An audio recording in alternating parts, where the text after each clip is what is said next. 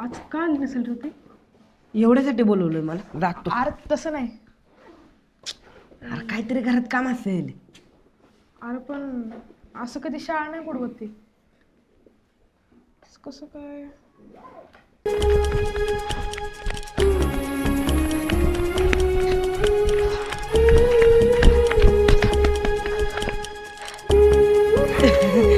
हाय ते येड. नक्की जाधवच आहे ना?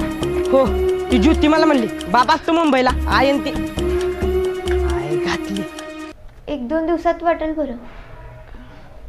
1-2 दिवस कशाला? एकाच दिवसात बरं व्हायचं. का? ते किती अभ्यास पडतोय तुझा आणि तुझ्याशिवाय शाळेत करमत बी नाही.